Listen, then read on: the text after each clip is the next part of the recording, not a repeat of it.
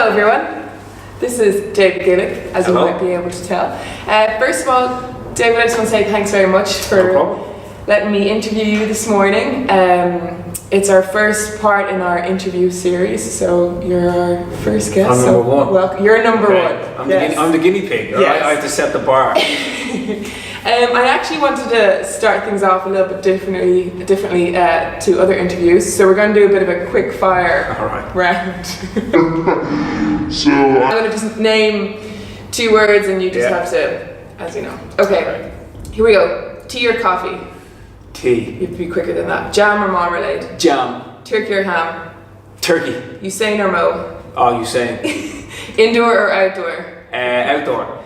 Individual or 4x4 relay? Individual. Olympics or Worlds? Olympics. Hurling or football? Football. Stout or beer?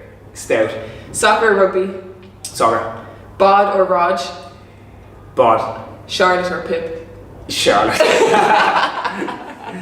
There you go, I think you passed, that was good. Charlotte's my wife, by the way, and Pip is my dog, so sorry dog. Okay, well, we're gonna start back when you were young, okay, and that's when your career began. So what age were you when you started running? Running for me started, I was probably about, I can remember going down to the running club, Dundrumset Dublin, when I was 7.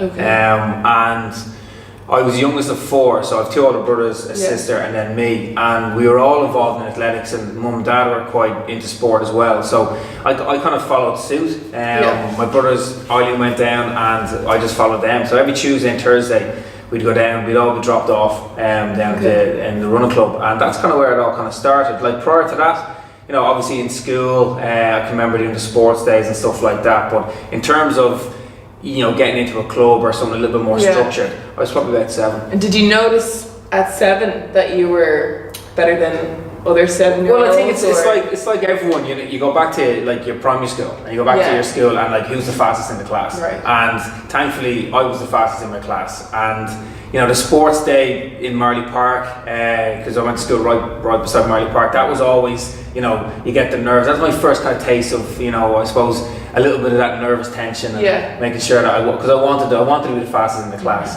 And I always remember there was a new guy who was now one of my best mates, but he came into our school and he played football with a few other friends, and the lads were like saying, "Oh, this guy's really fast, this guy's really fast." I can remember thinking, he's not going to be faster than me, you know. Competitiveness came, but that's when I think, you know, I not realised I had a talent, but I knew I kind of stood out a little bit different. And I can remember teachers kind of put me forward to go to like the Cumberland Bun School in Belfield and then Santry. I always remember one teacher saying, one day, hopefully in the Olympics in 2000, we'll see David. And I can remember her saying that to me, and so I didn't even know really what it was about. But you know, I always remember that teacher that said that to me, and kind of, you know, I suppose looking back now in hindsight, maybe they saw something in me, you know. That's lovely. And did you play any other sports? I did a lot of other sports, played a lot of soccer, played a lot of GAA, all through my youth, all the way up to 19 is when I packed in the GAA, so it was quite late. So you're doing both? I was doing both. I played soccer with Brough Rovers up till I was about 16. Packed that in, and then just had athletics and GAA, and then it was funny, like, because I loved playing soccer and I played with my friends and lads I was in school with, but I kind of began to struggle a little bit in terms of like getting a game on a team and stuff like that, and then it kind of got to the point where, you know, it was around junior cert that like, obviously you have the exams, but then I was trying to do 3 sports and I wasn't really doing that well at one. So I can remember ringing the manager going, "Look, I think I'm going to step away from playing the soccer," and he was like trying to encourage me to keep at it and things, and I did a little bit longer, but I was doing better at GAA and I was doing better at running, and I think I just decided then, you know what, I'll go with these 2, and then obviously running kind of got a little bit better and decided to pack in the GAA. And then in secondary school, did you realise kind of what running event you wanted to do, or how did that again, that's a good question, because I did an awful lot of events growing up as a kid. Like I was doing the shot put, I was doing everything, and you just kind of find your way. I was doing cross country, I was doing like distance on the track, then down to sprints, and I actually did that all the way up to my leaving cert. So again, it was quite late, because I started doing, when I went to Benilda's, they had a great tradition of cross country running. So, you know, been a runner, right, I'll do that. And during the winter, it was all the hard slog, the miles and the cross country. And then when the springtime came around, I started doing more kind of sprint work. Okay. And that kind of went first to third year, and I soon kind of realised I'd gone from saying being a scorer on the team, so say 4 people out of 6 to score on the cross country team. There was a time when I was like 1, 2, and then suddenly I began kind of like number 4, number 5, number 6. I wasn't a scorer on the team, but I kept at it, and that was the thing. I enjoyed it. I enjoyed, I suppose, that little team element, and which is quite unique in running. And as I got a little bit older, I kind of found that, well, when the springtime came around, I was getting better. I was stronger and I was fitter, and I obviously had the speed. Exactly. So the cross country then was kind of complementing the springtime and the summer side of it. So that's why I kept that going all the way up to my leaving cert. But I understood then, I'm not going to be a distance runner, a middle distance runner. I'm going to be somewhere in the region of 400 to 800, because I had that speed and I also had decent endurance. Yeah. So that's kind of how I kind of fell into the 400. And you mentioned Benilde's there. When you're doing, and you said you were doing a lot of sports, for your junior cert and leaving certificate, did you find yourself extremely structured and you had to be, or looking back now, would you have done anything differently? Or? No, because I hear this kind of this thing when it comes to exams, and people are packing in sport because they've got exams. Like, if I'm brutally honest, I think you should always keep exercise going throughout any kind of stressful period, and particularly your exams, junior cert, leaving cert, is vitally important.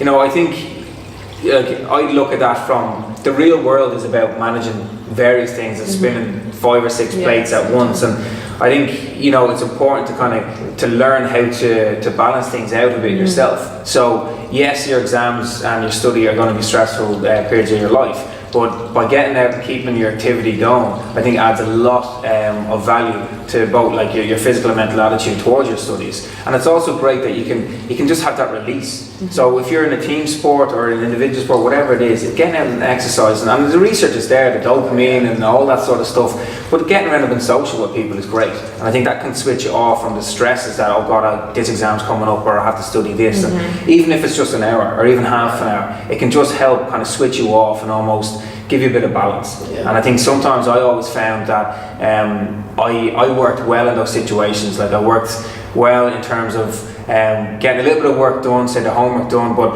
I would never miss training sessions. Like, obviously when the exams came around, yes, but like leading into it throughout that whole year, I would always try and kind of keep my exercise and training going, and then obviously trying to get the work done into it as well. And what subjects do you remember doing for leaving cert?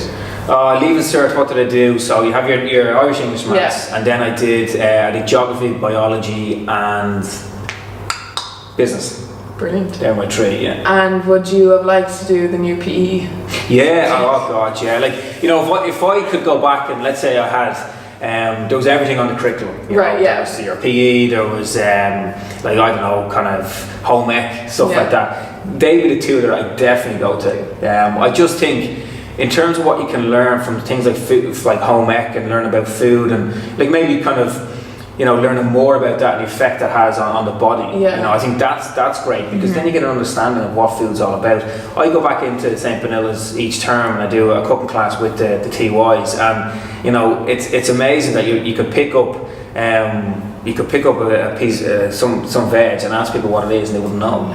And it's quite astounding. Like, and even getting the basic understanding of like your protein, your carbohydrates, and sugar and stuff like that. We were never taught that. And I think that's something that like I'd be really interested in if I was to go back, and likewise with PE, but also understanding, not just the physical side, but like what it does to both your physical and mental health, and the role that then food would play into that. So when you were in secondary school, for your kind of eating around sports and school, did you know really what you should be eating? No, I didn't eat it. Like, I'll be honest, I used to go down to the shop at lunchtime, and I think it was 50 cent. You had 50 cent and you had a crisp roll. A roll, and that's it. And that's, and like, to be fair, like mum would have made me sandwiches and stuff like that, but I would have eaten them at little lunch, and then big lunch came around and you kind of like didn't have anything, so like, I'll go down, and I like back then €1 would get you your lunch. So much. But I didn't know what I wrote, like what went into a white baguette or crisps or anything like that. I didn't really understand it. Yeah. And I suppose genetics for me, like my mum and dad are quite lean, my brothers and sisters were quite lean, so I'm probably lucky in that. You and grandparents. Eat the crisp roll. But I was been active. I was probably doing exercise at least 5 days a week throughout my whole junior cert and leaving cert. Yeah, that's incredible. And when you left secondary school, what did you do then? So again, it wasn't plain sailing. I did okay in my leaving cert. I probably wasn't the most studious of students. I would have preferred probably to be out exercising, running, playing football, all that. And I was always good at doing stuff with my hands as opposed to maybe sitting there and reading a book. But I did it anyway, and I got what I needed to get into science and UCD. Okay. So that's kind of what I wanted to do, and got into UCD, and I struggled with it. I struggled because the subjects were a little bit different. So I did biology, and I wanted to do computer science, so I could do that as a subject. But the one thing I really struggled at was chemistry. Okay. Because I didn't do it from a leaving cert, and I just found that really, really hard. And the dropout rate out of science in year one is quite high. But again, even me was like, no, I'm not going to drop out, But I did the exams, and I think I failed 2 exams. And I knew there and then that I was like, you know what, my heart just wasn't in it. Yeah. I didn't want to do it. So instead of doing the repeats, I just said to mum and dad, look, it's just not for me. Yeah. And so I dropped out of college, and I reapplied for the CEO. Okay. Yeah. So I did that in February. So I almost knew in February that, you know what, this isn't for me. So I kind of, to give myself the option, I'd reapply to CEO, and then I did supply chain management then in DIT. Okay, so I went straight back, completely different course, a business course in DIT Angel Street, and I loved it. I really enjoyed it, and I think that it wasn't just the course, it was more that DIT was a little bit smaller. Okay. It was back to kind of classrooms. Yeah. Whereas the UCD for me was just huge, and you're walking into a lecture where there could be 200 people. And in terms of like, I don't know what an atom is, I'm not going to throw my hand up in front of 200 people and go, I don't know what an atom is, and everyone's kind of looking, going, you know that kind of feeling. I kind of liked the smaller classrooms, getting to know your classmates and getting to know the lecturers as well, because and I think you have that rapport where if you don't know someone, you throw the hand up and you're like, I don't get this. You're a bit more involved. Yeah. So it was kind of, I can remember dropping out of college, and then obviously there was an aspect of fees because you had to pay then a little bit extra, but in long term it worked out pretty well. I was happier. I was happier. And were you running with any colleges? Like, did you? The way it worked was no. I was offered a scholarship in UCD, but to avail of that, I would have had to leave my club. So UCD is an athletic club in its own right. Yes. So to do that, I would have had to join that, and I didn't want that, and it wasn't about money or anything, because they only offered me a part scholarship, and I just felt, no, look, I'm doing well in my current club with the coaches there, and I didn't really see the need to change and start kind of rocking the boat a bit. But it was kind of just a year prior to that, I got selected to go to the European Juniors, and this was kind of, I suppose, the big make or break for me in terms of my athletics, because I had done okay kind of up through the ranks, but I'd never won any kind of national title or never made any international teams. And then the World Juniors came around in 2002, and I was all kind of, I could get the standard for 400 metres, I could get the international standard and go. So that was my big goal for that year, and that was actually leaving cert year as well. And the year prior to that, I won my first national title. I won the schools All Ireland, and then into leaving cert, and I thought, if I can improve, I could get this time, and I could go to Jamaica for the World Juniors. And the standard was 48 seconds, so 48.00 for 400. And the previous year I ran 48.5, so I'm thinking half a second, I can do that, and I didn't do it. I ran 48.48, and I just couldn't get near that 48 dead kind of barrier. So I didn't get selected as an individual, but they sent a relay team. So I managed to go to Jamaica as part of the 4x4 junior relay team, and we done okay, but it was the experience. It was absolutely phenomenal. Loved it. Usain Bolt, at the age of 16, running in his home city in Kingston, Jamaica. Like, that was just packed stadium. And I was still playing GA at the time, and I remember in the stadium just looking around, and there was like 40,000 people going, Bolt, Bolt, Bolt. And I just said, you know what, I want more of this. You wanted Gillick. I wanted Gillick, Gillick, Gillick. Why are they chatting to me? So I came home from that, and I just said, you know what, right, I'm going to pack into GA, and I'm going to give athletics a go. So that was the big thing, and that was 2002. Then college, changed college, and ran for DIT into varsities, but I was still with Dundrum South Dublin, and my coach at the time, Jim Kidd and Lucy Moore, were coaches in Dundrum, and we trained in UCD and then Irish Town, so it was very close knit, and I began to see some good results. And in any of this time, did you kind of realise about your nutrition at all, or was it still? There was a little, not a whole lot. There was a little bit kind of, I always remember around about then it was about your recovery snack. Oh, yeah. So what are you having straight after? And you had like the things like your fruit bars and your cereal bars and all those sort of things that were kind of probably mass produced, very high on sugar. But at the time that was okay. So I began to understand that, and even hydrating yourself as well. Like Lucy, who was coaching me at the time, was like, you can do something simple like orange juice, water, and a pinch of salt. For keep yourself hydrated during and post training. So those little things, I began to kind of understand things a little bit more. But like, my mum was a good cook as well, so if there's any races coming up, she'd be like, oh, get the pasta in and a bit of carbo loading. But in terms of any overall kind of like looking after my diet from one end of the day to the next, not really. A question that I get sometimes from parents is about protein powder for younger athletes. Now, you probably take some protein powders now, but looking back, do you wish you could have availed of them, or? No, I think looking back now, I think what would have been really beneficial was actually just making sure that I was getting my daily diet right. Like protein powders and stuff like that, they have their value add. It's a time and a place, but I think when you're that age as a teenager, it's more about kind of getting your breakfast, your lunch, your dinner, and some healthy snacks. Like, I don't think you need to be supplementing at that age, unless you are deficient in something. But that's where, by working with a nutritionist or a dietitian, you begin to understand that and maybe been tested on it. But I think in terms of like from a parent's role, because I go into schools as well, and I get asked that question. I get young lads asking me about like creatine, protein, recovery drinks, and like at that age, I knew nothing about that. It was literally trying to get your daily diet, and that's what I always tell people. Like, it's like there's kind of three areas I look at from nutrition, and you've got your fundamental nutrition,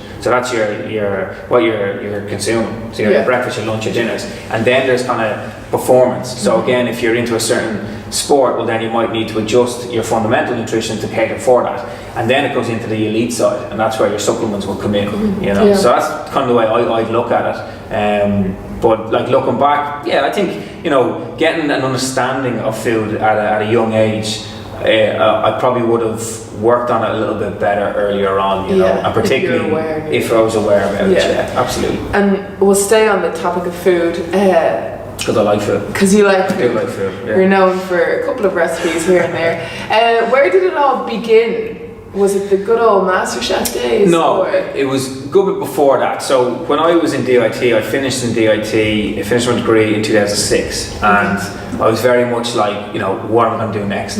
Because in 2005, I had won my first European title, 400 metres indoors, and that kind of gave me huge belief. It was like, do you know what, maybe I can actually go somewhere in this sport, maybe I can have a career, because I'd never really thought about that before. And as a kid, I did want to be a professional footballer, but I wasn't that good at soccer. But I always kind of wanted to be that kind of professional athlete, and it wasn't until Madrid in 05 then I actually began to believe, and I was thinking, God, maybe I could make a bit of a career out of this. I didn't know where, how long, or anything like that. But so I finished my degree, and I can remember coming home, and I was sitting there, and Mum was doing the ironing in front of the TV, the Tuesday night or whatever it was, and it was a bit like, right, what are we going to do next? And a lot of my friends at the time were like getting jobs, straight out of college, getting jobs. It was just before things began to kind of really boom here in Ireland, and some of my mates were buying cars, they were buying houses, and I just didn't really know kind of what I wanted to do. And I had that success the year before, so I was kind of just talking to Mum, and I just said, you know what, I want to give this a go. Yeah. And Mum was like, well, you know, I think maybe if you want to go full time, you might need to like move to England.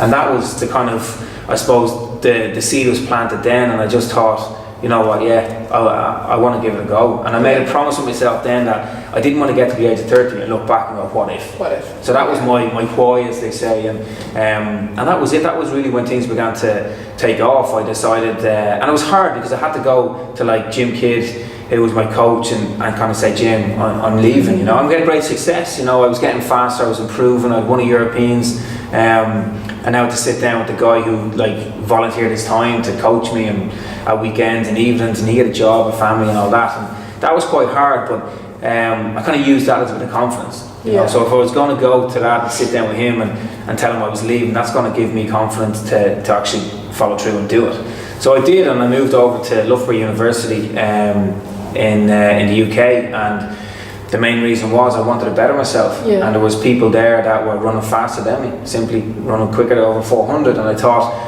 well, if I can be there day in, day out, that has to help.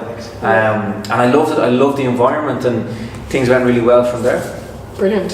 And was that where you kind of understood maybe your nutrition a bit more? Yeah, everything. Like I suppose prior to that, it was all about just going down and training and trying to train as hard as you can, just get better. And just get better. That's going to happen, you know. And I can like when I went over to England, it was a case of like suddenly I had to buy my own food. I had to live somewhere. I had to find somewhere to live.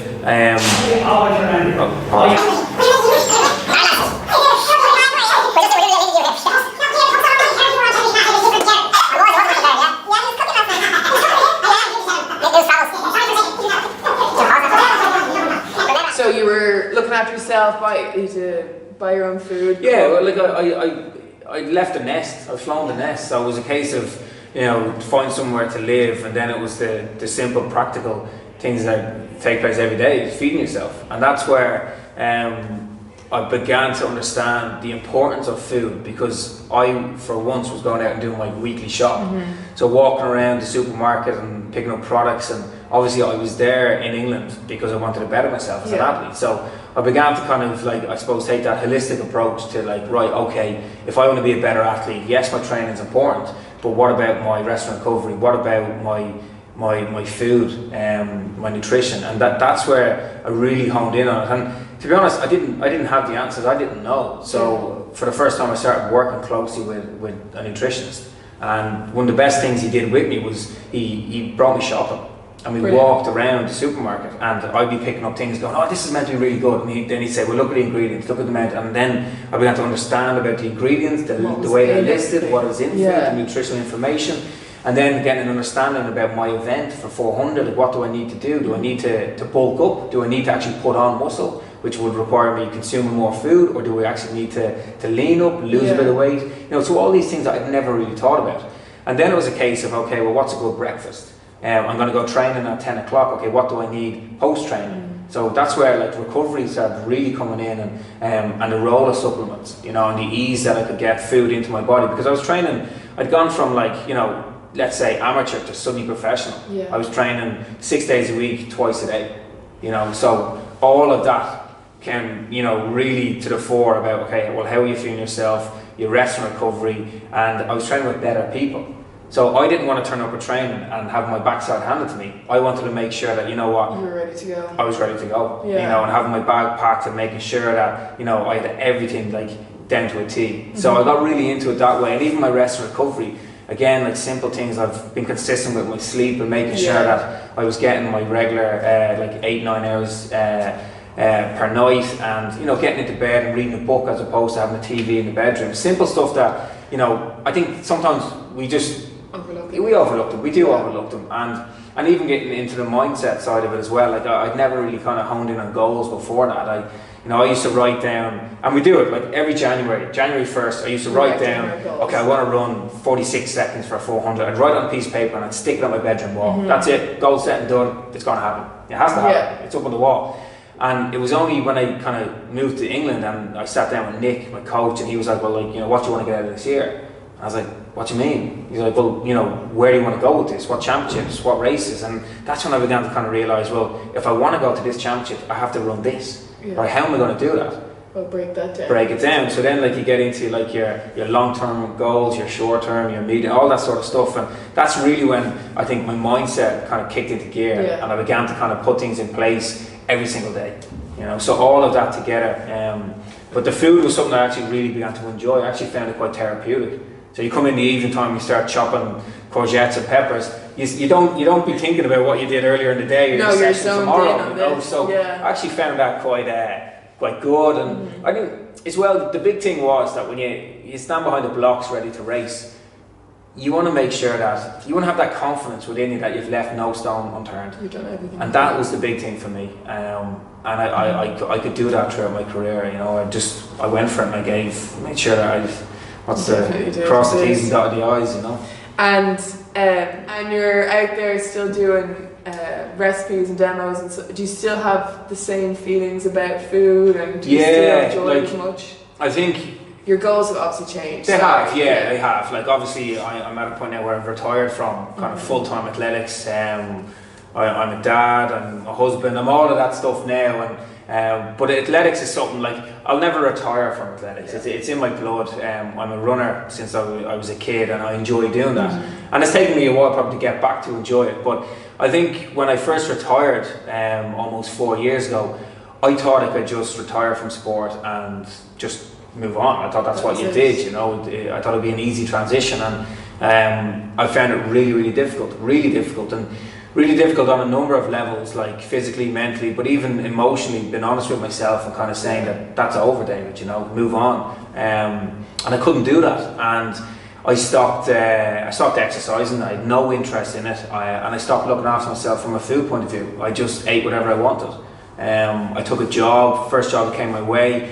And I always kind of said, I can remember going down like off the M50, the N7, I was driving the length and breadth of this country, and I'd pull in for diesel, and you walk in and next minute you get that smell, you know, the muffins, pastries, I'll have one of them. I can do that now because I'm not a runner, and I'd eat the muffin, I'd dashboard down, I'd eat the muffin, and I'd say to myself, oh, I'll go for a run tonight. I wouldn't do it. You know, I'll go next week. I wouldn't do it. And that kind of went on for a couple of months, and obviously I was struggling with the transition, and with that factored in, the food, the lack of food, lack of exercise, the effect it had on my kind of physical and even my mental health was really astounding. Like looking back now, you know, food is vitally important for performance, right? In sport, we get that. But in terms of your own mental health, it's huge. And I've now kind of realised that the triggers for me are like lack of exercise and lack of good nutrition. So, you know, I can talk about food for sport and performance and all that, but you know, if you're not even into sport or even performing on a soccer pitch or a GA pitch, you know, food for just your day-to-day performance, like being a good person, having energy to engage with people, you know, whether it's your exams or whether it's in work, I think, you know, looking after yourself and consuming good nutritious food on a regular basis, it's just vitally important. And you know, that for me is where I'm at now with my food. Yes, I'm balanced, and I'll have my treats here and there, and we'll bring Oscar out and have dessert and stuff like that, but like I'll always try and like have good healthy meals, plenty of veg, you know, plenty of balance, protein, stuff like that, on a consistent basis. Like so, I see it from a different view now, and I think it's good that I've come through that way. So I've seen it from a real high performing point of view. But I think for every day in your daily life, like just like nutrition is so powerful. I think just to hone in on what you just said there, like nutrition isn't just for sporting legends. It is for your daily life, and it's very important that I think as we talk about it more and more, that people understand that to go throughout the day, like to eat bad food, it will affect, and as you just said, like your mood, being kind to people, nearly. Yeah, like, absolutely. And even like that ability to socialise with people and kind of be present and stuff like that. Like if a lot of people I kind of find that they skip meals, you know, so like they're going probably maybe 6 to 7, even 8 hours a day with no food. You know, by the time you have a breakfast, a lunch, and then a lunch and dinner, it could be like 6-7 hours in the afternoon. So you're not fueling yourself. If that was the car would just break down and would stop. You know, and you know, I think when you think about it, I can tell you so many times when I went through a phase of not really eating, skipping meals and stuff like that, my, you know, headaches, my performance, I felt tired, lethargic, my mood, all of those things. So it's vitally important that you consume on a regular basis. A couple of last questions here to wrap up the big questions. What has sport taught you? Now this is both kind of on and off the track. And I'm not going into a big spiel here, but if you can pinpoint one or two, looking back. Yeah, well, there's probably quite a few, but I think a few of the big ones for me would be confidence. Yeah. Like I'll be honest, and like right now, from retiring and struggling and stuff like that, I go to a counsellor, and it's probably one of the best things I've done, because I'm being honest with myself. It's an outlet. It's the pressure valve. I can go and I can rant and I can get things off my chest. Yeah. But you know, when I look back, you know, people might think, oh, he's a confident guy, he's an athlete and stuff like that. But so confidence is a big one. Anything else? Confidence would be huge, and also the ability to kind of like trust yourself. And I mean that in a way. I always found when I was growing up, I was worried about what other people thought, instead of just focusing on my gut feeling. And instead, sometimes I let the head run away with it. Oh, what if that person or this person thinks? And I think the trust element and trusting your gut feeling was vitally important. And that was, I suppose, the big things about moving to England and kind of kicking off my career. And obviously then having goals. I think goals are vitally important, and building a plan. As someone once said, a goal without a plan is simply just a wish. And I think for me, looking back in my career, when I planned things out, I began to believe in them. 1%. Hang on a second, I can do this. Absolutely. You know, so, and it's full circle. Those are the things now I'm doing now for the next phase of my life. You know, being a dad. What has been your greatest sporting achievement? Winning medals are fantastic, and I've managed to do that on 2 occasions, in 2005 and 2007. But as an athlete and as a sprinter, I always wanted to be one of the best in the world, and I wanted to be up there with the athletes from America, the Caribbean, Africa, all those guys, particularly in sprint events. And I managed to achieve that in 2009. I made the final of the World Championships. I was 6th. I think for me, there was no medals, but making a final and being up there with the best athletes in the world is, I think I look back as that has been one of my big wins. It's pretty big now. And looking back on your sporting career, would you have changed anything? This is a kind of a tricky question. Don't want to get I think it's a good question, because I have some regrets. I have some regrets about the decisions I made when moving to America. It didn't work out well. I was injured.